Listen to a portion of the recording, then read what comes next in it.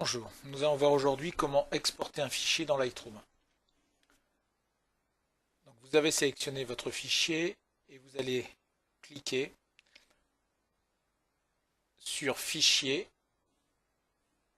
Exporter. Ceci ouvrira le menu d'exportation. Quand vous arrivez sur le menu d'exportation, vous voyez qu'il existe des paramètres prédéfinis par Lightroom, notamment exporter au format DNG ou en JPEG taille réelle. Mais vous allez pouvoir derrière créer tout un tas de paramètres d'export en fonction de vos besoins et des endroits de publication. Donc la première chose qu'on va voir maintenant, c'est d'abord l'emplacement d'exportation, c'est-à-dire l'endroit où vous allez sauvegarder vos fichiers. Donc vous allez préciser là vers quel dossier vous allez les mettre. Vous pouvez créer par menu d'export un fichier spécifique. Vous avez ensuite tout un menu pour renommer les fichiers au moment de l'export. J'utilise des paramètres personnalisés. Et dans ces paramètres personnalisés, vous pouvez ajouter tout un tas de données comme le nom du fichier, l'heure de prise de vue, le nom du boîtier, tout un tas de données qui vont vous permettre d'avoir un nom par fichier.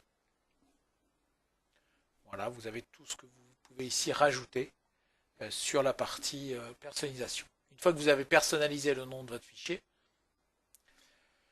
vous allez pouvoir passer ensuite à la partie paramètres des fichiers.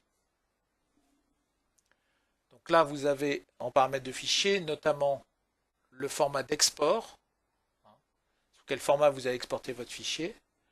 Celui qu'on choisit le plus couramment, c'est le JPEG, qui est le plus connu. Personnellement, je laisse toujours à 100%. Voilà. Et puis là, c'est quelque chose d'important, c'est que vous allez pouvoir préciser à Lightroom la dimension de l'image. Et ce que j'utilise toujours, moi, c'est redimensionner sur le bord le plus large, c'est-à-dire que vous précisez quelle est la plus grande longueur, que votre photo soit en verticale ou en horizontale, elle aura toujours cette longueur-là.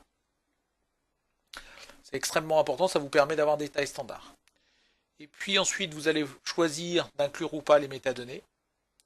Et puis pour terminer, vous allez pouvoir, si vous le souhaitez, importer un filigrane. Ce qui va automatiquement, quand vous faites un lot, mettre le filigrane toujours au même endroit. Voilà très rapidement les fonctions d'export. Donc une fois que vous avez fait tous ces choix-là, vous pouvez les sauvegarder. Et puis vous pouvez exporter vos photos et vous pourrez réutiliser ce format d'export. Voilà, merci à tous, à bientôt.